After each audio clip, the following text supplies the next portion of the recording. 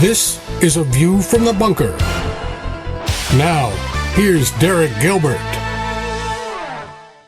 The word demon only appears in the Old Testament just a couple of times, but it's not based on the same word, obviously, as the word demon in the New Testament, given that the Old Testament is written in Hebrew and not Greek.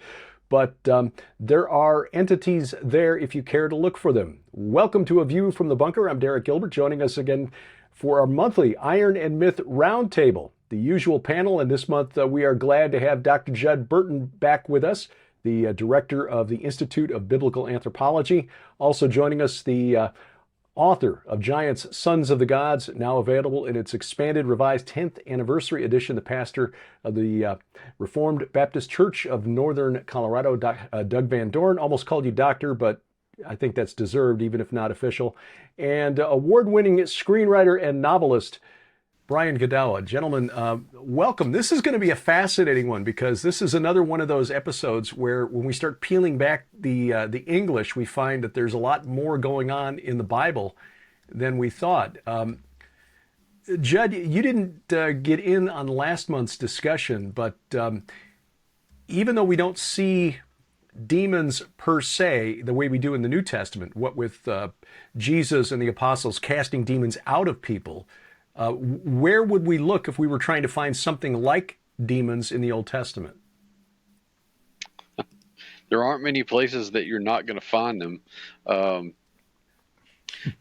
Some of the more obvious choices are, of course, going to be like Genesis and throughout the Torah, but any passage that has an eschatological, apocalyptic bent is typically going to make reference to those sorts of things. We're finding out more now, and I say now, but within the last quarter century, that the taxonomy of the demonic realm is quite a bit more complicated than simply angels and demons. I think we could point to any number of scholars who have helped to flesh that out, not the least of which is our good friend, the late Dr. Mike Heiser. But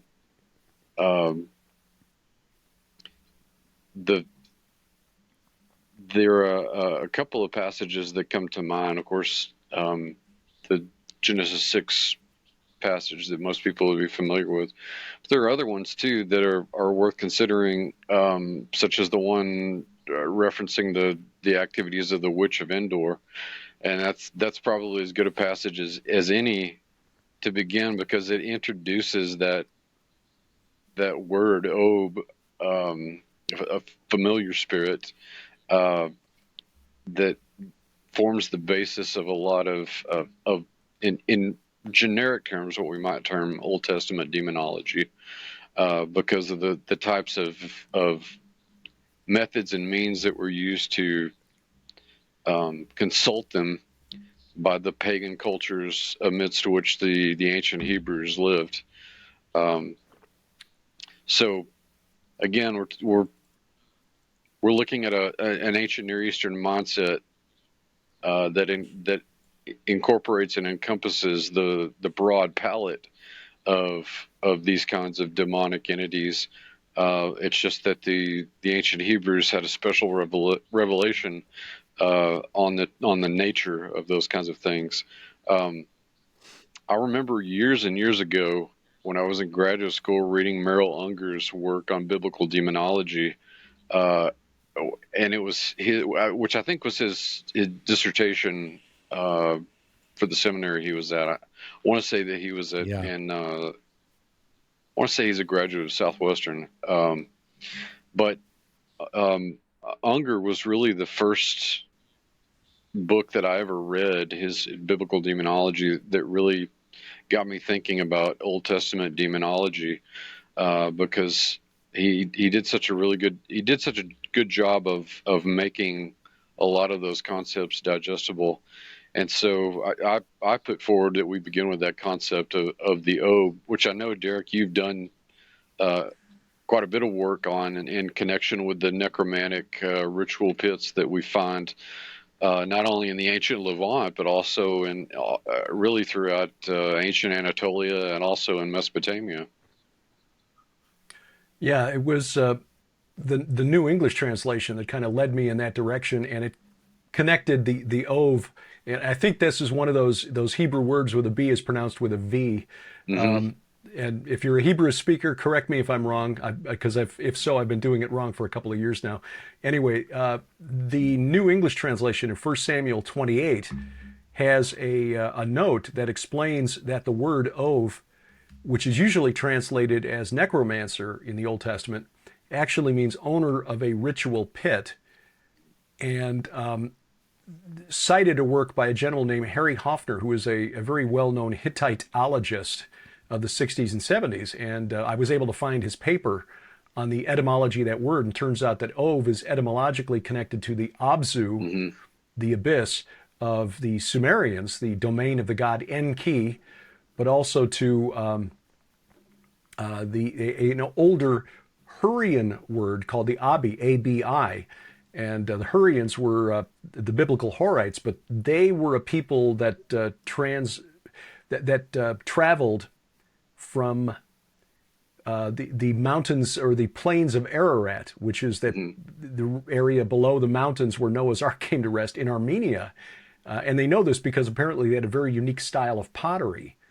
So we can trace this practice back. They found one at the oldest known Hurrian city called Urkesh, which is in northeastern Syria, very close to the border with Turkey.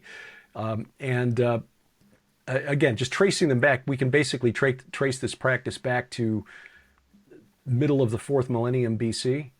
And the Hurrians obviously brought it with them when they migrated into the Levant and settled in the land that became Canaan. And clearly, 2,000 years, 2,500 years after that old Abi found in northeastern Syria, there was somebody practicing that ritual with the ritual pit and summoning spirits from the netherworld. But the understanding, of course, is that we're talking about not spirits of the dead, but the demonic spirits who were the spirits of the Nephilim destroyed in the flood. Very interesting and very ancient practice that goes back into the prehistoric era, back before writing, back before the invention of the wheel. It's before man invented the wheel, we were trying to speak to the spirits of the dead, the demonic spirits. And so the reference here in 1 Samuel 28 is not as obvious on its face as it might be without that historical context. But clearly the woman who Samuel hired to bring up Samuel, or that Saul hired to bring up Samuel, was startled when she didn't see her familiar spirit. She was expecting to see a demon, and instead the text says it was Samuel who came up. I know there are Christians who disagree there. I think if it wasn't Samuel, the Bible would have said she thought it was Samuel, but it wasn't. It was a lying spirit or something. But no, it says it was Samuel, and Samuel spoke to her. Anyway, so that certainly is something that was well known because Saul's advisors knew what she was and knew where to find her. So clearly it was a practice that was pretty well known in the time of David. Yes, and that word, its linguistic residues undoubtedly stayed in Turkey. There's a case to be made for later languages preserving that idea in words, Turkic words like upir and Ukrainian words like upiri that eventually end up as vampire in the various Slavic tongues. So that there's a definite linguistic case to be made for that connection being long lasted and preserved in later languages. I didn't expect to hear vampires in this conversation today, but that's certainly appropriate and not, I guess, not too surprising when you think about it. Brian, you've done a lot of research into the spirit realm going back to and even before, well, all the way back to the time of Enoch, as part of your Chronicles of the Nephilim series. What have you encountered regarding demons or demonic entities in the Old Testament? For me, there's a couple interesting things in the scripture that you mentioned by saying, talking about the English. We read the English, and it hides some of the original meanings behind the language. And one of those meanings is the demonic world. And so there's a couple things. One is something we've talked a lot about, and we could still talk more about it, and that is this notion of the gods of the ancient world, the pagan gods, having some demonic reality to them. And there are a lot of passages we've already, like I said, we've talked a lot about some of these, but we could summarize those as well. But there's two other elements. One is the sort of the language of the demonic in relation to God's judgments, and the other is actual demonization of the names of certain characters. So that's kind of a sidetrack, but the first, well, you know what? I'll take that because that'll be something unique to me. And that is, so in the course of my studying for each of my novels, you look into the meanings of names and such. And one of the interesting things is there's a demonization of names of people or of beings. So for instance, Jezebel was one of my more favorite ones. As I did research for my novel on that, I found out that her name was actually Isabel in Tyre, which means where is the prince? And the prince was Baal, Prince Baal, right? Mm-hmm. Isabel. But in Hebrew, Zabel, which is similar but not the same, means dung. And so in the Bible, they're actually changing her name so that it's literally making fun of the Baal and turning her name into a name of dung, like a prince of dung. So in 2 Kings 9:37, we read about when she dies, the corpse of Jezebel shall be as dung on the face of the field in the territory of Jezreel, so that no one can say this is Jezebel. But kind of interesting there, where they're mocking the god Baal in the name itself. But then, of course, we all know Beelzebub, right, in the New Testament. And the actual name is Beelzebul, which means Baal is prince. Mm-hmm. And that's the original name. And in the Ugaritic text, for example. But then by calling him Beelzebub, or Beelzebub, or Beelzebul, that actually means Lord of the Flies. So they're changing the name Baal as prince to Lord of the Flies, which is a mockery, and that's kind of an attack on the god, and that's not necessarily outright demonic. But another element is when they do name some of the gods, they will, like for instance, there's two gods, Molech and Ashtaroth, and of course we've talked about Molech a lot. The consonants could be read in multiple ways. But the vowelization of it, some scholars have pointed out that Molech, the vowels there, is using the consonants MKM or whatever it is, that sometimes they interpret it as Milcom, right? But they claim that the word Boshet, which means shame in Hebrew, they're using the vowels of Boshet and putting it in the name of the MKM, which comes out with Molech. So that's another sort of like mockery. And they do the same thing with the goddess Ashtaroth. The goddess Ashtaroth is actually Ashtart in its original language, Phoenician language, but they're adding the vowels of Boshet, which is shame. They're inserting that into giving it the name Ashtaroth. So they're taking these pagan deities, and they're mocking them and they're degrading them. Now that's not so much demonic, but it certainly is. If you give the premise that there was a belief that there was demonic reality behind these other gods and such, then there's a form of interesting mockery that I found as I did my research on all the different names. So since Paul was clear in his letters that what some eat that was sacrificed to idols are actually have been sacrificed to demons, and that the errant teachings that were being put out by false teachers were literally doctrines of demons. that some of these named entities that appear in the Old Testament, again, kind of concealed by the English, might not be angelic beings. Well, I guess angelic beings, they would be, in fact, the disembodied spirits of the giants who'd decided to influence people into giving them worship.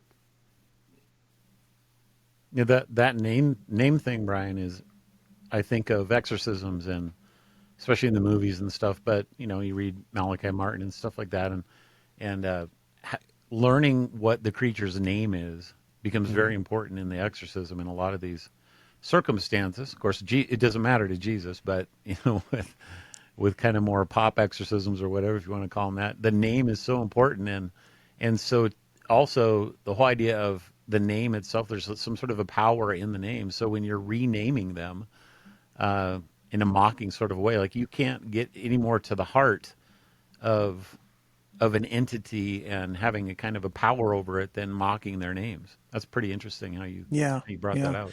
There's another element too that I think this could launch us into a good long discussion, and that is that we've talked a lot on this program about the desert and, well, the sea, right? The sea represents many things, but one of the things it most represents is chaos. Thus, you have Leviathan, the sea dragon of chaos. We've talked extensively about that. There's a certain spiritual demonic being, so to speak, but also the desert.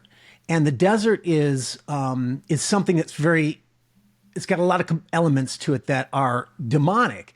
So the desert is often also connected to the world of chaos. And it's interesting because the desert is sort of the opposite of the waters, right? It's literally waterless places.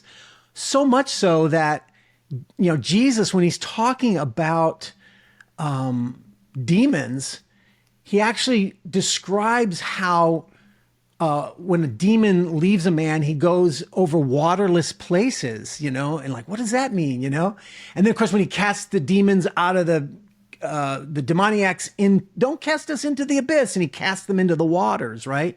And so there's this notion of understanding that demons cannot be over watery places, and maybe there's something also connected to the flood in that, right? How the original were trapped in the flood and such. And so so this notion of the desert as being a place of demons becomes something that becomes shall we say, what am I thinking? A painting that you can paint a lot of language upon. And so, for instance, we get to Isaiah 13 and 34 are some classic passages where, like, for example, Isaiah 13 is talking about the judgment of Babylon, and it talks about in 13:21 through 22, Babylon will be judged, and he's mocking Babylon. He's saying the wild animals will lie down there. In their houses will be full of howling creatures. Ostriches, wild goats will dance. Hyenas will cry in its towers, and jackals in the pleasant places. And so it's talking about this, like, you're going to be judged, and you're going to be like the desert, and all these wild animals are going to be, howling over you. Well, that's what it looks like in some bad English translations. But if you look at the Septuagint, if you look in the original language, you start to see there's a lot of demonic creatures that these actually are. And we've mentioned some of these before, but just to kind of go back over one of them, you guys can talk about the rest. But one of them is the wild animals and the hyenas. Sometimes this translated wild beasts, but those two words are siyim and iyim. And what's interesting about those, they show up also in Isaiah 34, and they show up in Jeremiah 50. The wild beasts shall dwell with the hyenas in Babylon. And it's interesting because those words are actually words that some scholars argue are the equivalent of ghosts and goblins. And for instance, Wildeberger, in his commentary on Isaiah, he talks about how some of those animals are zoologically identifiable, but some of them aren't. Particularly, he says these siyim, which are demons, and the kind that do mischief by the ruins of Babylon, according to Isaiah, they are mentioned along with the iyim, goblins, in the passage. So there's some scholarship that brings out that these creatures are it's talking about these demons in the desert are mocking you. So all this package together of the desert, the demons, of course, that's going to lead to Azazel, which we can talk about later. But Yeah. So that's there's a starter for you. I know there's a lot we can talk about there. Well, Isaiah 13:21, the wild goats, the Se'irim. This was, there's debate among scholars as to whether those were divine beings or not, but it certainly appears to be in the Septuagint, because wild goats is translated as divine beings, unless those are the donkey centaurs of verse 22. But verse 22, are those the hyenas, the jackals? The translators into English say we really don't know what the Hebrew words mean. So if we're looking at the Septuagint, we get at least some guidance as to what Jewish religious scholars 2,000 years ago thought about this. But we know that there was a condemnation of the Israelites for sacrificing to goat demons in the desert. Again, the desert. This was Leviticus 17:7 chapter. Leviticus 17:7 chapter. Yeah. So and 2 Chronicles 11:15. Yeah, they will sacrifice no more sacrifice their sacrifices to goat demons after whom they whore. And the Septuagint rendering there was sacrifice their sacrifices to the pointless beings. Septuagint translators kind of wimped out on that one. But goat demons, well, Azazel, Jed, I know that you've done some research on that. Is this connected to Azazel somehow? Given that Leviticus 18 follows that, and or Leviticus 19 rather. Am I forgetting where the Azazel chapter was? Yes, I am. That is Leviticus 16. 16. Yeah. Okay, so it 16. follows the Azazel chapter. Okay. Mm-hmm. Yes, I think there has to be. I think it's all part. The if you'll pardon the pun, the panoply of gods, goat gods, that exists, going back into antiquity and arguably into prehistory. The people of ancient Israel, the ancient Hebrews, are literally surrounded by peoples that worship some form of goat deity.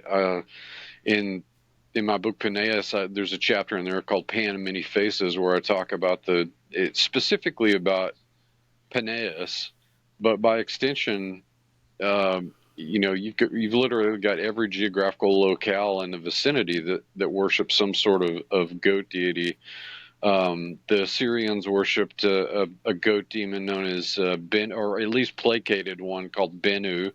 Zaga was an Amorite goat deity, and of course Maru himself was associated with shepherds.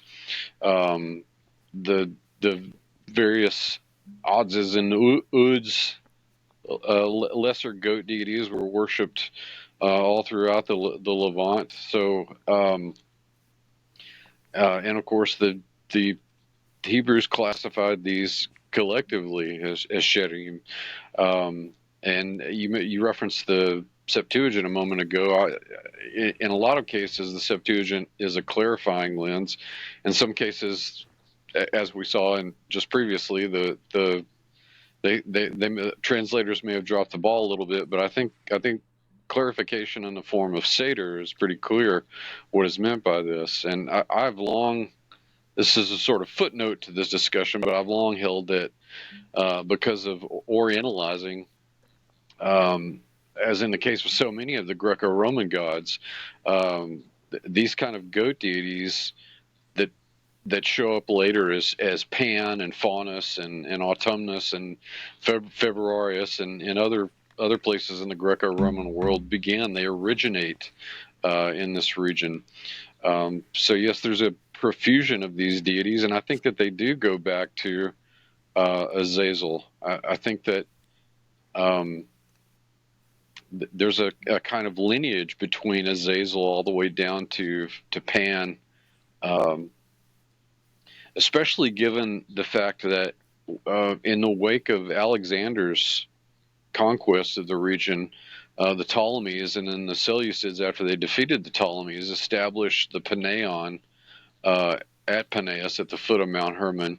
Undoubtedly did so because of the already extant worship of goat deities and goat demons in the region,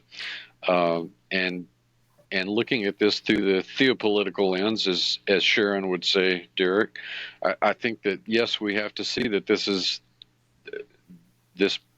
parade of goat deities through the ages that are referenced in Old Testament scripture harken back to Azazel. Would that have been connected to the reference Brian gave us earlier, 2 Chronicles 11:15? You've got the goat idols that were set up by Jeroboam. I mean, we've all heard of the golden calves that he set up at Dan and at Bethel, but according to 2 Chronicles, he appointed his own priests for the high places and for the goat idols, the serim, and for the calves that he had made. I think that's really interesting because Paneas, Banyas, the Grotto of Pan, is at the base of Mount Hermon. And I think the golden calves were a representation of Bull El. In fact, the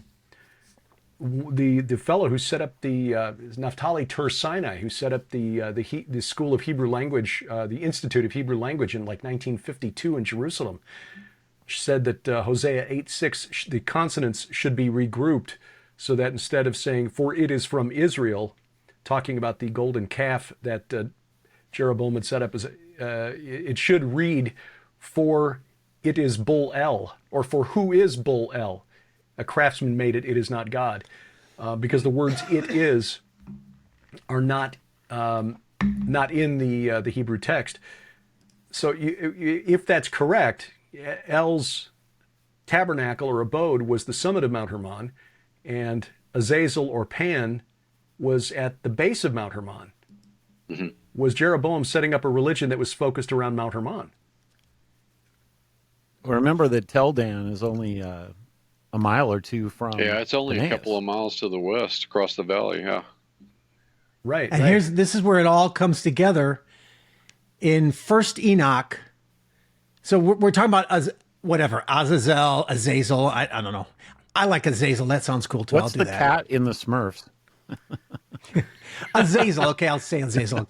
I'll be consistent. I with know you that guys. was Osriel. Osriel was the cat. That's real. That's what it is. Oh, Osriel. Close so enough. First Cats Enoch are evil. 10:4. Yeah, absolutely. Amen. So who is this Azazel that we're talking about? And of course, he's one of the lead angels or the lead sons of God that fall, and it's talked about in First Enoch. And just a couple verses to show how these are all connected to what we've been talking about. First Enoch 10:4. The Lord says to Raphael, the archangel, and this is, Enoch is recording this, bind Azazel hand and foot. This is after they fell and mated with the humans and bore the giants, and they're going to be judged. So he says, bind Azazel hand and foot and throw him into the darkness. And he made a hole in the desert, which was in Judea, and cast him there. So where's Judea? We don't know, but for sure. But First Enoch 13 says, this is Enoch now, and he's talking to Enoch. As for Enoch, he proceeded and said to Azazel, there will not be peace unto you. A grave judgment has come upon you. They will put you in bonds, and you will not have an opportunity, etc., etc. And then Enoch says, I went and sat down upon the waters of Dan, in Dan, which is on the southwest of Hermon. And I read the memorial papers. This is where he talks about the judgment of the watchers and how they're pleading for mercy, right? So this is sort of the ancient connection of everything we're talking about. Yeah, we got to go to the two waters of Dan, Derek. We took did us there. the waters of Dan, and then later in 1 Enoch 13 verse 9, when I awakened, I came unto them. These are the watchers, and they were all sitting gathered together, weeping. In this translation, which is R.H. Charles, it looks like Abel's jail. The older translation reads like Abel Main, But the Hebrew, according to George Nicholsburg, is probably, Avel Mayim, which means waters of weeping. And I'm forgetting his name now, Edward Lipinski, who wrote the paper, The Abode of El, about Mount Hermon and how it was the abode of El, mentioned almost in passing that those waters of weeping were probably that nature preserve that we visited near the town of Metula. So we visited two of the sites mentioned here. I mean, that's only maybe 4 miles probably to the west of where Teldan is, if that. So all very close together. It's a stream coming down from Lebanon. It goes down in a waterfall and joins the Jordan River with the waters that come from Dan to form the Jordan River. But according to Lipinski, these geographic locations actually exist, and they're all in that Upper Galilee region, which we talked about previously as being supernaturally charged. Dudael, the Jews actually have a tradition that there's a mountain east of Jerusalem towards the Dead Sea, which I'm going to forget the name of the mountain now, but they call it Mount Azazel because it's due east of Jerusalem. Munhir? No, that's not it. I'll remember it and I'll put it in the show notes later. But anyway, Aaron Lipkin took us there when we were there in May. And all you can find leading up to that place, because the road is, you definitely need like a Land Rover to get there, or a Toyota, Land Cruiser, which Aaron has. But even then, it was a rough ride to get up there. But all you could see on the way up there were Bedouins herding goats, because those are the only people who could make it up there. And the belief was that was the mountain where they would take the goats that had the sins of the people put on them and drove them off the cliff, because it was like a sheer drop that led, and again, it overlooks the Dead Sea. I have a note in the giant book that Dudael very well could be Mount Hermon, and that note says Burton interview, page 17. I remember that. Well, this circles back then to the Azazel passage in Leviticus 16. What's going on there? It's the high priest is supposed to bring 2 goats and places his hand on one, and the sins go on him, and that's for the Lord. And then he places his hands on the other goat, and that's for Azazel, and he shall be presented. So they kill the one goat for the Lord, but then the Azazel one they keep alive, and it says, keep alive before the Lord to make atonement for it, and that it may be sent away into the wilderness to Azazel. And so the question becomes, wait, are they saying there's a sacrificing to Yahweh and sacrificing to this demon?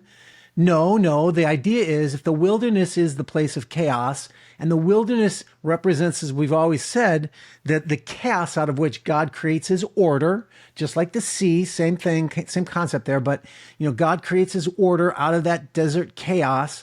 So his covenant order is in contrast to that chaos. Well, when it comes to the sins, where do sins belong? Sins belong out in the chaos, away from the God's covenanted order. And so I think it's, what it's saying there is, it's not that it's a sacrifice for a demon god or something, but it's saying, look, that Azazel, that watcher, that evil watcher, he actually is imprisoned in the desert. So we're going to send our sins out to that desert of chaos where Azazel is. And it's sort of I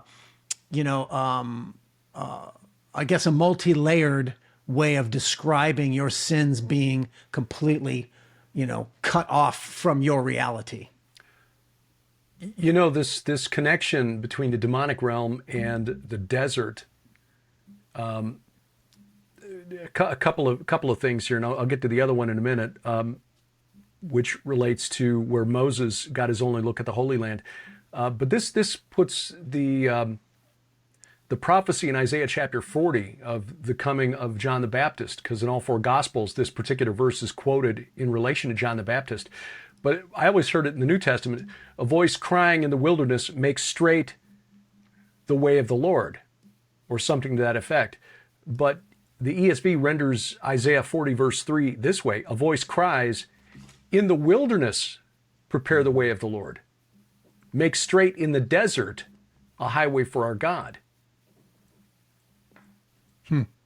So prepare the way of the Lord. Now, the Septuagint, this is probably why it's rendered differently in the New Testament, because the Septuagint renders it this way: the voice of one calling in the desert, prepare the way of the Lord, make the paths of our God straight. But the other rendering, in the wilderness, prepare the way of the Lord, make straight in the desert a highway for our God. That kind of gives it a different spin. It's like, let's go into the enemy very territory. much the geography that Luke focuses on in the way that he writes his gospel, especially more than the other four, that Jesus is hanging out in Galilee doing everything, and not just in Galilee, but above Galilee, in this whole area, which is the wilderness. So if his whole purpose is to come and make straight in the wilderness, and where else would he do it? Well, he would do it there. And that's exactly what we find him doing. The other aspect of this was the translation of the word Abarim, which is rendered traveler. There's a cognate term in Ugaritic that was applied to the Rephaim. They were called travelers, as in those who traveled from one plane of existence to the other. But 100 years ago, there was a Bible dictionary, and can't remember the name of it. But anyway, they rendered the term Abarim, which was the name given to Mount Nebo by God when he said, I want you to climb this mountain of Abarim, Abarim, this mountain of travelers, to get his only look at the Holy Land. And the Bible dictionary translated it as meaning those on the other side. But they saw it in the context of those on the other side of the Jordan River. The mountains of Moab, east of the Dead Sea, were those mountains on the other side.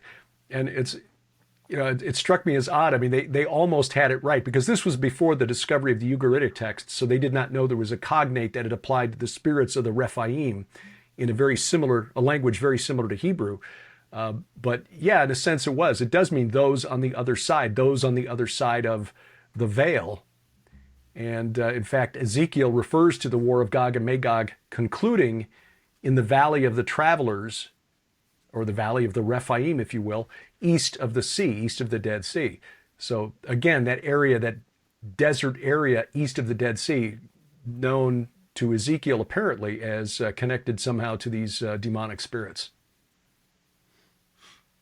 Jed, I'd like to hear you talk a little bit about a particular entity. Jed or Derek said he was kind of surprised that vampires came up, and in the Isaiah 34:14 verse, the last in the list in that verse is so weird to me that the ESV translates it as a night owl, or a night bird, or a screech owl. Now that's related to what I think she is, but it's just strange, the naturalism of it. You get in some of the other translations, night monster, night hags. The Vulgate translates as vampire. The Septuagint calls it onokentauros, which they translate into English as a satyr, so a donkey satyr. But then that's an actual satyr, which usually is a goat satyr. But the Hebrew word is Lilith. And so it's like, what in the world? So really only the Jewish Tanakh actually translates it as the Lilith. And to kind of set you up just the tiniest bit, and Brian too, you wrote whole chapters on Lilith that are just fantastic in your novels. There's a portion of the Aaronic blessing in the Targum that says, may the Lord bless you in all your deeds and protect you from the Lilith and the demons of the night. And one more little aspect to it that I think is kind of interesting, just in terms of hiding the translations. Another demon in the Proverbs that I came across, a thing called an Aluka. The Aluka, yes. The Proverbs 30:15. The leech has two daughters, give and give. Three things are never satisfied, four never say enough. Sheol, the barren womb, the land never says satisfied with water, and the fire that never says enough. Well, the DDD, Dictionary of Deities and Demons in the Bible, tells us that the Aluka, that's what it's translated as a leech, is actually a vampiric creature. And then the very next verse where it gives us Sheol, the barren womb, the land never satisfied. Well, these are Hades, the wife of Eros, which is Psyche, Tartarus, and Gaia. And so these are actually the primordial deities, and the whole idea seems to be, and the ESV gives those the Septuagint gives those translations. What's the Certainly verse? not the ESV. What's the verse you're That's talking about? Proverbs 30, verse 15, and then the next verse 16. Got it. And That's cool. And so the whole idea there seems to be that there's this wicked generation of people that are like these demons and fallen gods that are never satisfied and always do evil. And one of them is this vampiric creature, and then you've got the Lilith that's talked about. So I'd just love to hear you guys talk a little bit about her and her mythology. Why would she show up in a place of demons? What's the relationship with the owl? Why would somebody translate that as an owl? Those kinds of questions. Well, the Lilith, Lilitu, Lilu, the variations on a theme can be found all throughout Mesopotamia and the ancient Near East.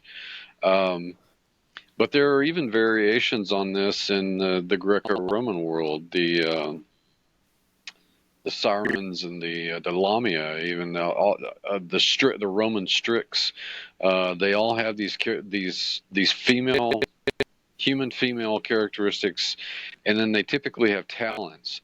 Usually the talons of an owl or some sort of night bird. But they're all flesh eaters. They're all blood drinkers. And there she is, smack dab in the middle of Isaiah.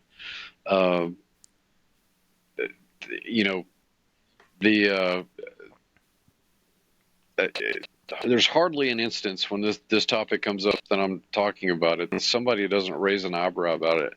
On some thread about, come on, vampires in the Bible, but you really have to, as I've said any number of times, and to my students who take my vampirology classes, you really have to strip the cinematic and literary vampire. You need to knock the plastic fangs out of the vampire's mouth to get down to the actual demonic character.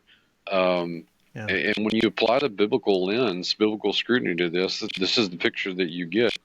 And the Lilu, the Lilith, is a creature, a demon that's preserved throughout ancient Near Eastern and Mediterranean tradition.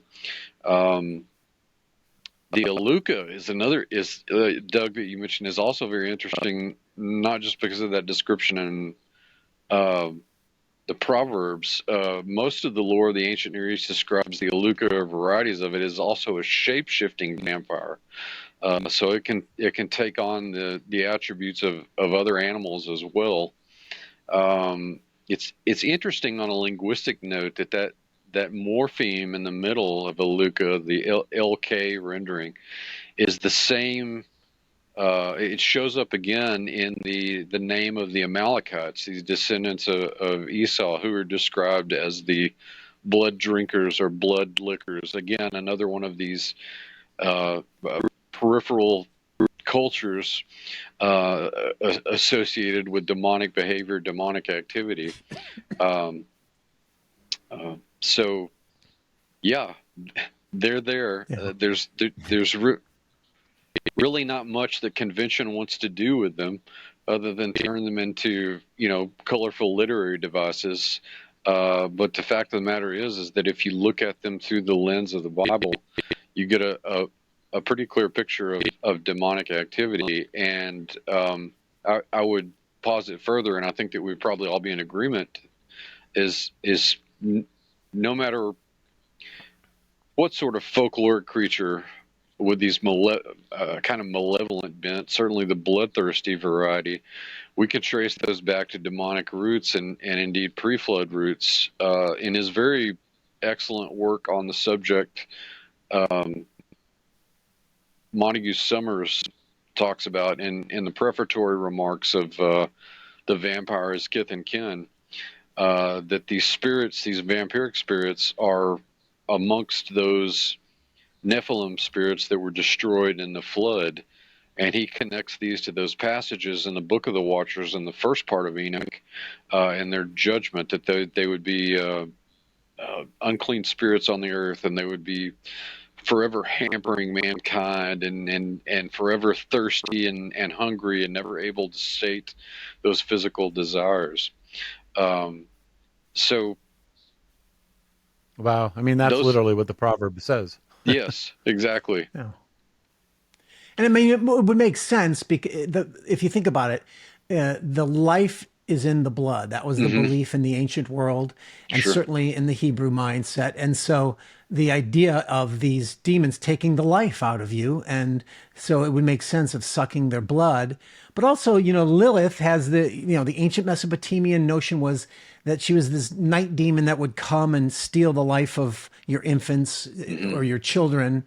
And then the Jews sort of took that and then they expanded it into also a whole mythology that was the belief that Lilith was actually Adam's first wife, who, in good feminist fashion, was rejected, and then he married a new wife, Eve, right?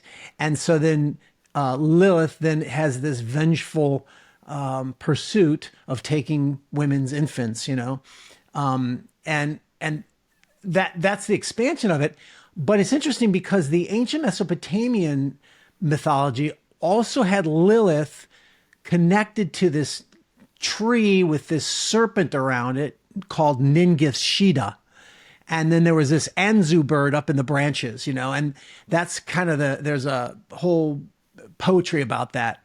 And this Isaiah 34 verse, it's kind of confusing because there's different translations pick up different aspects of it. But the NASB talks about the night monster will settle there, find her resting place. But then it actually translates what others are saying as a satyr. It translates that word kippos as the tree snake will make its nest and lay eggs there and will hatch them, rather than an owl. And that's interesting because that connects the Lilith with this tree snake of Ningith-Shida. And so there might be some interplay going on there with that whole mythology. What's the point though? And I think it's just, this is the cognitive environment that they live in, and they're interpreting whatever the myths or mythology is around them, whether it's Lilith or satyrs or whatever. They're interpreting them as demonic. Does this mean they believe in the Mesopotamian mythology? No, it doesn't necessarily mean that. I don't think. But it's certainly they're using that language because that's how people do believe, and they're just saying this is demonic. This is demons. I brought this passage up. I think last time we talked about this. I think we've only talked about it one time, but just for those who might be struggling with translating into the supernatural, we do have an inspired commentary in the book of Revelation on this passage in Revelation 18, and this is the fall of Babylon, and he hears the mighty voice say, "Fallen, fallen is Babylon the Great. She has become a dwelling place for demons, a haunt for every unclean spirit, a haunt for every unclean bird, and a haunt for every unclean and detestable beast." Well, when you look at these two passages in Isaiah 34 and 21, that's what you have. You have unclean birds, you have unclean and beasts, and you have literally the word demon being used in the Septuagint, and then you have unclean spirits, of which Lilith would be one example. So, John is very much interpreting this passage the way that we're talking about. And for the life of me, I don't understand why John is not allowed to at least have a say in how we translate these passages in Isaiah. That's really good, and I'm going to steal that because we're just coming up to Revelation 18 in our Unraveling Revelation series. So we'll give you credit. We know that this is going on because as Brian said earlier, the Isaiah 13 is literally an oracle against Babylon. Yeah. Now, Isaiah 34 is against Edom, but they're parallel passages, so it doesn't really matter.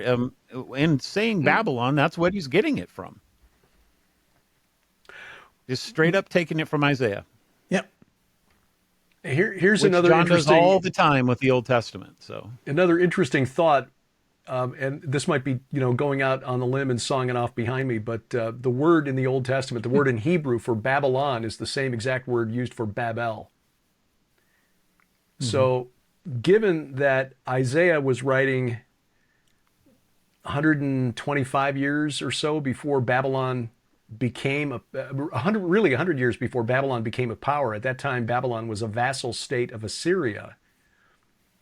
Was he seeing a century into the future? And I'm okay with that interpretation, but was he also proclaiming desolation on Bab-el, the God Gate, and those entities that came through it? Speculation. I know that there aren't any, but it's like anything else. When you see the name like Ashur in the Old Testament, does it mean the capital city of Assyria? Does it mean the Assyrian nation, or is it the god Ashur, who was the equivalent of Enlil and El and Molech? Don't know. Context is king, and like I said, I fully acknowledge I may be going out too far on that limb. But interesting to think about. There's a verse that a lot of people use, or one of the Psalms that people will use as a comfort when they're going through difficult times. Psalm 91, which is kind of a warrior psalm. 1,000 may fall at your side, 10,000 at your right hand, but it will not come near you. But verses 11, 12, and 13, 11 and 12 were actually taken out of context and used against Jesus by Satan. For he will command his angels concerning you to guard you in all your ways. On their hands they will bear you up, lest you strike your foot against a stone. And of course he threw it back on Satan, at Satan. But verses 3 through 6, there are some entities that in English are translated as pestilence, terror, and destruction that are mentioned in the DDD as entities. Pestilence being dever, terror being pakad, and destruction being Ketev, and all three of those being acknowledged as names of entities, at least to the pagans around ancient Israel. I actually ended the giant book on the Psalm 91, and I gave it my own translation based on the DDD entries. Maybe I should just read it. Yes. Yeah, go ahead. So, in fact, a woman in our church has posted this online the other day, and so we said, "Where'd you get that from?" And she said, "Well, it's the very end of the giant book." So this is my translation of all these weird things. Remember, this is the psalm that Satan is quoting Jesus Right at the temptation, and you'll hear that near the end of it. He who dwells in the shelter of the Most High God will abide in the shadow of Shaddai, God of the mountain, God of the wilderness. Right. He will say to the Lord, my refuge and my fortress, my Elohim in whom I trust. For he will deliver you from the snare of the fowler and from the deadly pestilence. He shall overshadow you with his wings. His truth shall cover you with a shield. You shall not fear the night demon, nor the arrow-shooting Lilith who shoots her arrows in the day, nor the diseased ghost that walks in darkness, nor the noonday demon. 1,000 shall fall at your side, 10,000 at your right hand, but it will not come near you. You will only look with your eyes and see the recompense of the wicked. Because you have made the Lord your dwelling place, Elyon, the Most High, who is my refuge, no evil shall be allowed to befall you, no plague shall come near your tent. For he will command his angels concerning you to guard you in all your ways. On their hands they will bear you up, lest you strike your foot against the stone. You will tread on the lion-headed demons. You shall trample the lion and the dragon. Because he holds fast to me in love, I will deliver him. I will protect him because he knows my name. When he calls to me, I will answer him. I will be with him in trouble. I will rescue him and honor him. With long life, I will satisfy him and show him my salvation. Amen. And we should point out that salvation in the Old Testament is Yeshua. Didn't even think about that. Zev Porat pointed that out to us at Shiloh when we were there with him back in 2019, the prayer of Hannah. And it's, when you read the Old Testament, just whenever you see the word salvation, just double check, and because usually it is Yeshua.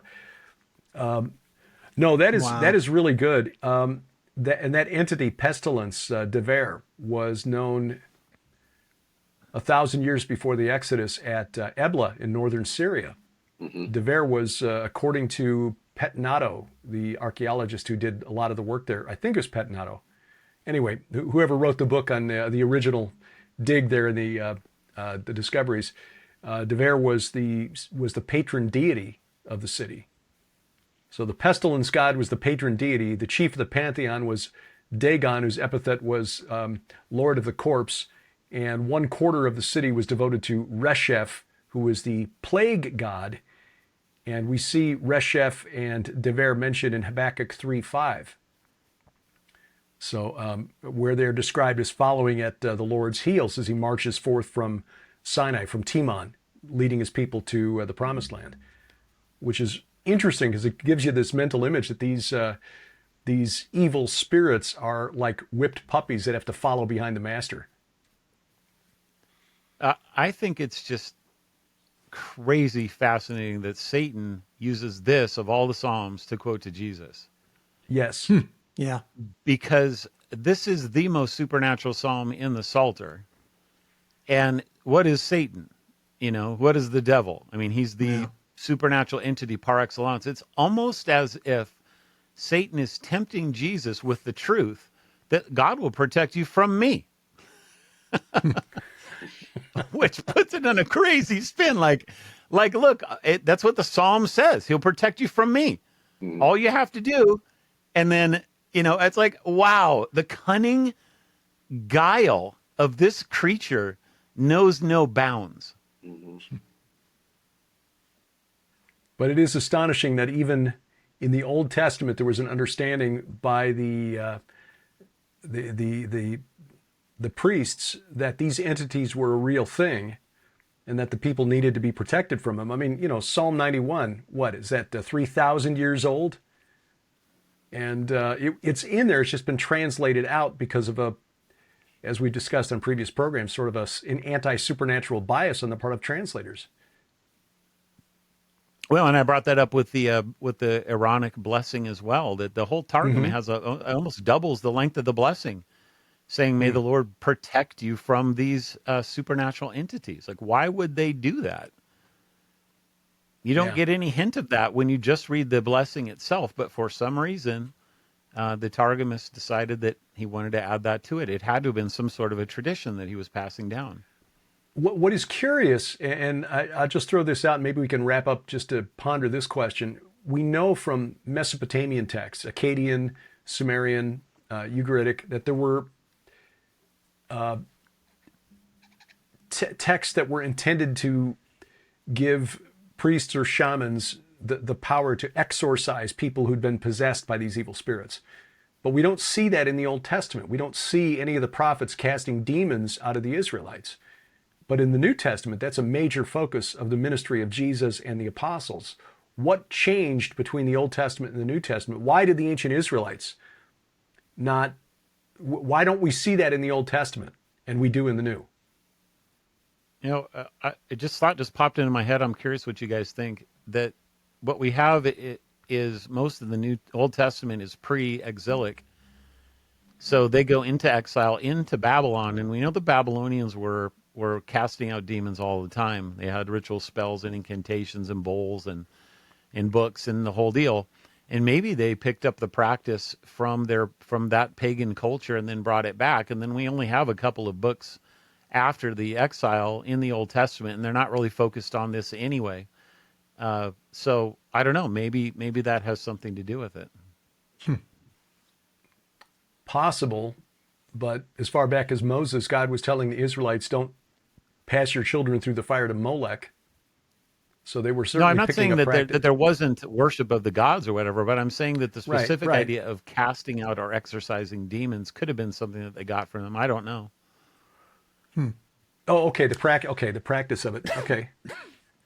Well, I've always sort of, I've seen that what's happening there as being an expression of, Jesus is the son of David, and David was the original anointed Messiah to, rescue Israel. And what did he do? He got rid of the last of the Rephaim that were in the land, and he wiped them out. because Joshua did not. Joshua killed all of them except the some that were left in Philistia, and Philistia was who David was fighting, and Goliath and all that. And so David wiped out the last of the Rephaim in his day as King David. And so, but as we've always said all along, the Nephilim, or the demons, are actually, we believe, the spirits of the dead Nephilim, who are part of the Rephaim, Anakim, all that package of the concept of the underworld entities and deities and such. And so if demons are the spirits of the dead Nephilim, and Messiah comes into the Holy Land, what does he do? What is he coming to do? He's coming to finalize what David began but did not finish, and that was cleansing the land for him to reign as king. And what would that cleansing be? But in the spiritual realm, certainly, because Jesus was obviously not a military, conqueror, but he was a spiritual warrior. That was that whole component that those Jews missed. But part of that spiritual warrior was then him casting those Nephilim spirits that was expressive of the son of David getting rid of the Rephaim in the land for his rule to be established, for his kingdom to be established. That's kind of how I've seen it. That's how I've at least found a way to express all these components together with the fact that there was demon possession, and casting out wasn't really a big thing until then. All of a sudden, there's all this activity. Why? Well, the spirits of the dead Nephilim would be, when they see, oh my gosh, the son of David is coming to finalize everything, with his kingdom, establishment of his kingdom or whatever. That would make sense to me, at least theologically. So I 100% agree with that, Brian. I wonder if there could be like multiple things going on at the same time. Oh, sure. And what just popped into my head was the Testament of Solomon. Because of all the pseudepigrapha, this is the weirdest, and it's got the closest analogies to the casting out of demons. So I started looking here at Charlesworth's introduction to the book, and they date the Testament between the 1st and 3rd centuries AD, so contemporary with New Testament, but also going into the writing of the Talmud. And as they're talking about the provenance, is what they say, equally difficult to establish as its provenance, or in other words, where was it written? Like most Hellenistic Jewish magic, the Testament has an international quality. Certain elements suggest Babylonia. Oh, that's interesting. The ascription of ailments and diseases to specific demons was deeply rooted there, and so was the wind demon, which causes fever. There's also connections with the Babylonian Talmud. For example, the demons assisting Solomon's temple building, or the lengthy treatment of the legend of Ashmedai. And then it goes on and continues talking about the bowls and from Babylon and stuff like that. So, if these people brought back something that maybe they weren't supposed to bring back into the land, that could have exacerbated the whole problem that you just brought up with the Nephilim. Anyway, I mean, we kind of started off the show talking about these ritual pits, right? And what if there was just all kinds of magic and things going on that they should not have been doing that was making the problem worse than it was before, or in a different way or something like that. I don't know. Yeah, there's some scholarship to support that. There are any number of scholars who have posited over the years that, and you reference specifically Asmodeus, is mentioned in Avestan literature in Zoroastrian tradition. So it's entirely possible that they did bring some of those practices back with them, or at least some of those ideas back with them, and that contributed to the not only the increase but the diversity of demonic activity in the Holy Land they're developing in the interbiblical period. I think Glory and Grace are telling me that dogs. time is up. And Yeah. Well, they are here to protect us from whatever threats seen and unseen. Raccoons, no problem. Ghosts may take a little longer. Demons, but it may be all night. That could explain all the barking that went on last night from like 3 a.m. onward. Anyway, it is fascinating. I just want to mention one other thing, that there was the evil spirit, or the harmful spirit from the Lord that tormented Saul in 1 Samuel 16, which may be the closest thing we've got to an example of demonic oppression anyway, if not possession.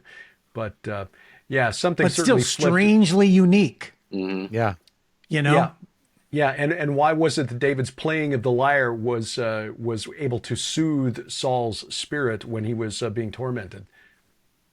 Unknown. Remember, Psalm 91 would not have been just read like we did. They would have sung it. Mm-hmm. Oh, yeah. Huh. Well, I look forward to that day when we get access to the full archive in the New Jerusalem. I'm applying for a job. Sharon and I both, we've decided we're going for jobs there first day.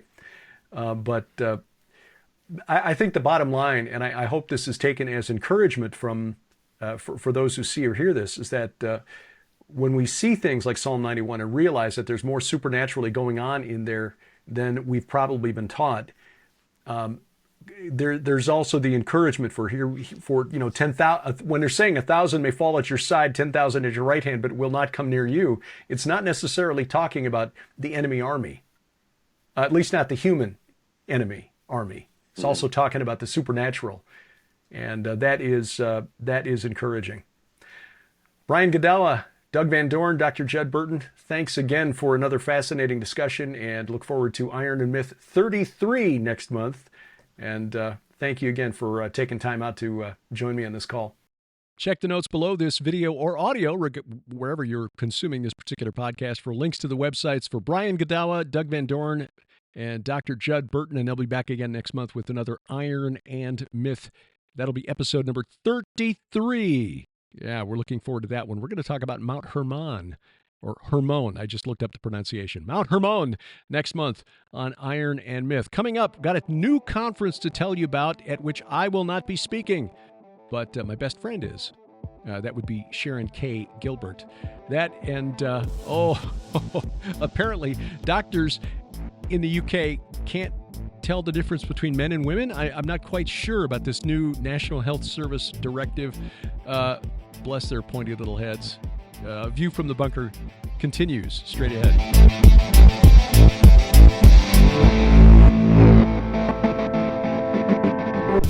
The 10 plagues of Moses and the Exodus were judgment upon the gods of Egypt, because those gods were demonic reality. Chronicles of the Watchers is a series of biblical novels by best-selling author Brian Godawa, charting the influence of spiritual warfare on human history. The War of Gods and Men. A must-read. Moses Against the Gods of Egypt and Other Supernatural Historical Novels in the series Chronicles of the Watchers. Available in ebook, paperback, and audiobook at Amazon.com. That's Chronicles of the Watchers by Brian Godawa at Amazon.com. Archaeologists call it the world's oldest temple, Göbekli Tepe. But who were the guardians of Göbekli? I love that title. In fact, it's the title of Dr. Aaron Judkin's book, and he gets into that information. He is one of the world experts on Göbekli Tepe. There aren't very many of them. There aren't, and he's one of the few who will take a Christian look at Göbekli Tepe and try to analyze the spiritual forces behind this mysterious site. Why did our Stone Age ancestors spend so much time building this specifically for ritual purposes? And then burying it. It is a message in stone, and I tell you what, hundreds of archaeologists and experts have been trying to decipher this for a long time. I think Aaron may be onto something. Right. This is a 60-minute conversation that Aaron and I had about Göbekli Tepe. You can get it now at our special introductory price, 20% off. But this special offer is only available at our online store. What lies beneath? 20% off now at gilberthouse.org/store.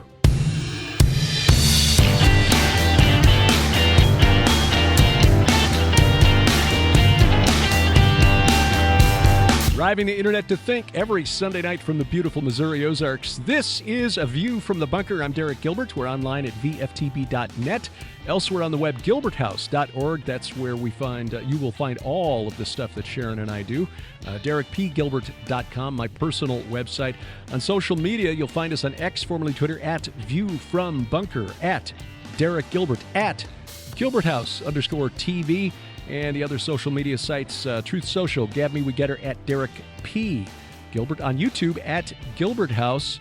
And please click that bell for notifications, hit the like button, and then please, if you don't mind, download our app, which guarantees we never get canceled. You'll find our app for iOS, Android, Amazon, Kindle, Fire phones, and tablets at gilberthouse.org/app. That's gilberthouse.org/app. Joining me now on the program is the co-host or co-owner? I don't know if owner is the right word, Jeannie, of Hear the Watchman Ministries, co-servant, perhaps, of Hear the Watchman Ministries. There's an event coming up in October that's featuring my best friend, but alongside a number of other remarkable women in a virtual seminar called Inspiring Women. Jeannie, when will this take place, and what was the inspiration for putting together this event? Well, as you know, we were on a different track before a few interesting events occurred. Things are moving so fast, and I think women in particular are very sensitive to what's going on in the world. I'm talking like vibrationally, politically, spiritually. I just think that we have a unique sense of feeling these things. And I think so many women that I've talked to are immobilized by fear right now. And now of all times, with all these changes that we're hearing about, all this buzz, call it a movie, call it, World War, call it, political craziness, Trump's assassination attempt. There's so much tension. And we all know that if we do not activate what God has brought us on this planet to do and take action, then we could have a very different outcome, because we're to occupy before we come. And it's not just a job for the men. So I think culturally, a lot of women feel that they're to support the man and sit back. And I think we also are wired to worry, which is not a good thing. So the bottom line with all of this is there's so many women that I've been inspired by, and dogs too. Yeah, Grace is alerting. Apparently, our mailman is here with the daily delivery. Her mortal enemies: the mailman, the Amazon delivery truck, UPS, FedEx. She is right on it, letting us know that there's another delivery out there. Yeah, I think you're right. These are really unprecedented political times in the United States. We're seeing one party actually arguing that we need to censor speech because free speech is dangerous, because some of it should just not be allowed, which really is actually 180 degrees opposed to what the framers of the Constitution instilled as the First Amendment to the Bill of Rights. And they, in fact, are the ones stoking fear. They are stoking such fear in about half the country that they're actually going along with this anti-American ideal. We're not helping things if we are succumbing to a spirit of fear, which Scripture clearly tells us is not from God. We men, we want to fix the problem. We want to go out and do things. And as Christian men, that can be a challenge too, because our weapons in this war are not in the natural. They are prayer, fasting when called for, that kind of thing. But as you say, what is the role of a woman, a scriptural woman? What is the role of a godly Christian woman in these times? I'm sure that Sharon is going to bring something wise. I lean on her for counsel all the time, but you've got a remarkable lineup of women set to present for this virtual webinar. Who else is on the list, and why did you invite those women? I mean, it's completely selfish. My reasoning for inviting these women are because they are incredible women to me, and they've inspired me. I look up to them. I see how they take action. They write their books. They share their testimony. They'll do a podcast. They'll speak at a school council meeting and speak up and speak out and be bold. So these are bold women, or they'll talk about spiritual warfare and they'll share deep, dark things that most people won't talk about. And so to me, this lineup are women that have inspired me and inspired so many, but they're still unknown to the majority of our population, right? I mean, these are superstars in our little world, in our little remnant world, but I want to share them with the world. And so, including your wife, of course, Sharon is amazing. She's an overcomer. And I've noticed that every single woman on my list has had some huge overcoming incident or a set of circumstances that seem impossible.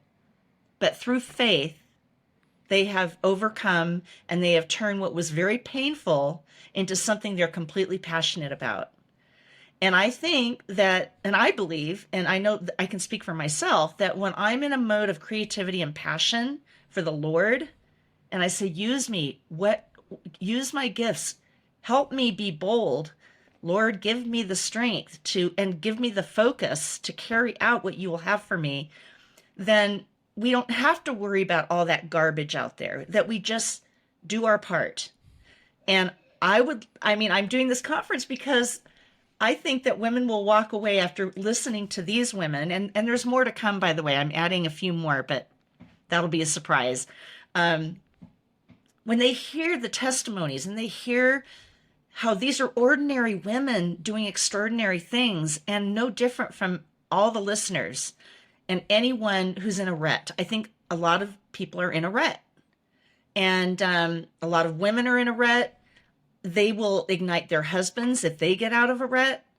So I've been asked for a long time, what about the women? Jeannie, you do all these conferences and 99% of the speakers are men. Well, men are, tend to be our strength and our leaders traditionally. And yet women play a big role. And I want to lift women up, because behind every great man is a great woman. And women were brought on this planet for a purpose. I want to see more Esthers out there. And I want to be more of an Esther. And so, these women who I talk to these women on the phone occasionally. I follow them online. I listen to your wife. I listen to, for example, Tracy Tennant does our Tuesday night spiritual warfare training Tuesday. And she teaches on spiritual warfare, which, 5 years ago, no one even used that terminology. And, we brought Russ Dizdar into our family, and and to me, I was like, nobody is really just focusing on this. It needs to be focused on. So now women are coming out and sharing their stories. They're more vulnerable in many cases regarding spiritual warfare. And I don't know why that is, but they tend to be more vulnerable. And so there's that. So Vicki Joy Anderson is amazing. Heidi Begley. Oh my gosh, that woman is amazing. She's been through so much and done so much. Lisa Keys is a warrior in her own right. She does counseling and deliverance like you would not believe. Leslie Johnson, Stan Johnson's wife. I mean, they have been working since the 90s, and she's written several books, just like your wife, Sharon, to inspire women, to activate women. Jen Crate, my dear, dear friend, is the most amazing prayer warrior. I mean, I have been on the phone with her and have been physically healed just praying with her in real time. So, we have these, God has superpowers that he's given all women and all men, but I wanted to focus on women one time, at least, because I think women are different, and they need a different type of nudge. So this is centered for women, and it is online. Travel is a little tricky right now for a lot of people, both financially and just concerns about world affairs. So we just decided, no, we're going to do it online, but we're adding an element which is very exciting. We're going to invite the speakers to come in on Sunday for like a 20-minute segment, and people can watch the webinars on Friday, Saturday. They can watch them anytime, actually, but with the idea that if they watch them, they can write down their questions, and then they have the privilege of interacting. We'll have an interactive Zoom, and we'll bring in speakers every 20 minutes to answer questions about what they presented. And so it's a little more, because I know that so many times I'll watch something on a screen, but if it's a live event, you can talk to people about it. You can get your questions answered. So we're going to combine the two. And I'm just very excited to inspire women and to teach women how to take what's painful for them and turn it into something powerful. And they can be passionate about it, and they can focus on taking action that will really make a difference in this world. If each one of us turns our pain into passion, this world will be a better place, for sure. Amen to that. The enemy tries to use that pain to turn us against God, and all too often that is a trap that people fall into. But the Lord can reveal himself in the depths of our despair, in the midst of our pain and sorrow, and bring us out much stronger on the other side, just as Moses coming out the other side of the wilderness was stronger. All of us have a wilderness experience at least once in our lives. The weekend for the Inspiring Women virtual seminar, or webinar rather, is October 4th and 5th, with the Q&A access on Sunday, October 6th. Knowing Sharon as I do, knowing Heidi Begley, having met Tracy Tennant, who now lives in our area. I need to get her on my program here. And Vicki Joy Anderson. We've become good friends with Vicki and her dad, Jeff. In fact, we'll be having lunch with them over the weekend. I can tell you just from those four women, I've met Leslie Johnson, don't know her well, but just having known the four women I've mentioned, I can say this will not be your stereotypical women's conference. This is not sort of a Christianized version of how to become a girl boss. This is going to be some spiritual and scriptural meat that will be served up at the Inspiring Women webinar. And I know Sharon is looking forward to putting together a presentation for this, and looking forward to seeing how this works out, because I think you're right. Most of the speakers at conferences, prophetic conferences, Bible conference, whatever, tend to be men.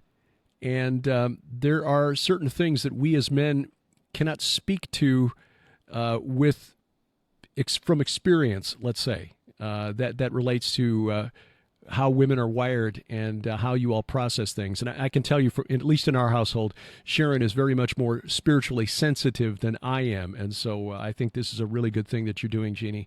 And we will do everything we can to get the word out. The link for people is at hearthewatchman.com. Yes, it'll be available Sunday, I think, when this airs, which happens to be my 65th birthday. So this will be my birthday present, releasing this conference as making it available to all women. Hey, you've graduated to Medicare. Yay! Can you believe it? I'm looking forward to getting to 65 too. Yeah. Jeannie Moore, the website, hearthewatchman.com. Jeannie, thanks for taking time out to tell us about the Inspiring Women webinar. Thank you so much, Derek. We love you guys. Again, the link for the Inspiring Women webinar coming up the first weekend in October, featuring Sharon K. Gilbert, Tracy Tennant, Vicki Joy Anderson, Heidi Begley, Leslie Johnson, and more at hearthewatchman.com. That's hearthewatchman.com. Well, latest news from the UK, the National Health Service, they're now requiring doctors, radiologists to be specific, to ask men if they're pregnant. Yes, they have to ask men if they're pregnant. Now, why would they require radiologists to inquire of men whether they're pregnant? Actually, the concept has some merit to it. If you're a woman and you're pregnant, which, by the way, is the only half of the human species that can get pregnant. If you're a man, if you are an XY on your sex chromosomes, you have no ovaries, you have no uterus, you cannot get pregnant. Sorry, trans women are not women. That's just the bottom line. There are fundamental physiological differences, biological differences between male and female. And in a medical setting, those differences can be really, really important, as in the case of radiology. Somebody going in for a CAT scan, an X-ray, an MRI, the electromagnetic energy used in those scans can harm an unborn child. But I say again, if you are an XY, you're not pregnant. End of story. If I was a patient in the National Health Service, went in for a scan of some sort, and the doctor asked me, "Are you pregnant?" It's like, well, first of all, I'm 62, so no. But secondly, if the beard, the Adam's apple aren't enough of a clue, perhaps I can, demonstrate. Let me just say, if a doctor was to ask me my gender, I'm sorry, I was not assigned male at birth. I am male. And the fact that you're having to ask me this, even if it's a requirement coming from above, does not instill me with confidence that you know what you're talking about. Bless your pointy little head. Well, besides the upcoming conference, that we just talked about with Jeannie Moore, the webinar, the first weekend in October, Inspiring Women. Just a couple of weeks away, I'll be in North Dakota for the Pitchfork and Hoe gathering. That's in the Valley City Eagles Club. Valley City, North Dakota. That's about halfway between Fargo and Jamestown off I-94. And Doug Hamp will be joining me there. I'll be speaking on Saturday and Sunday, September 7th and 8th. The event begins on Friday the 6th. It's essentially a gathering of homesteaders and small farmers for seminars on best practices, a lot of displays, organic foods, organic seeds, things like that. And then a couple of out-of-the-box Christian speakers on Saturday and Sunday. So if you're interested, I hope you'll join us there at the Eagles Club in Valley City, North Dakota, September 7th and 8th. I'll be speaking on Saturday afternoon and Sunday afternoon. More information online at the Pitchfork and Hoe Gathering Facebook page, or you can get to that through our link at our website, gilberthouse.org. Look for the calendar, the upcoming events calendar, or you can find that at our app. We've got an upcoming events calendar there as well. Then December 5th, 6th, 7th, and 8th, the Christmas in Branson Prophecy Conference. I'll be speaking there. Sharon and I will both be there. I'll be speaking along with Ellie Marzulli, Bill Salas, Ken Johnson, Billy Crone, Josh Peck, Lieutenant Colonel Robert McGinnis, Doug Hershey. Look forward to seeing him again. We haven't seen him in a few years. The author of the Coffee Table book, Israel Rising. Wonderful stuff. A lot, of course, Prophecy Watchers is putting this on, so they always get the best and best informed prophecy speakers of all. Gary Stearman, Mondo Gonzalez, Josh Peck from Prophecy Watchers will all be there. You can find out more and sign up online at BransonChristmasProphecyConference.com. I think that's the URL. Of course, there's a link at ProphecyWatchers.com also. And, of course, you can follow the link at our website. Look for the upcoming events calendar at gilberthouse.org or at our mobile app. Just go to the calendar section, upcoming events. There is a link to the website, and we hope to see you in Branson. Beautiful hotel, the Chateau on the Lake, overlooking Table Rock Lake. Wonderful. Don't miss this opportunity. Christmas in Branson is a beautiful time to be here. Weather's pretty nice, usually 40s and 50s in early December, and of course, lots of lights. Silver Dollar City, a great place to visit for the holidays with their light displays.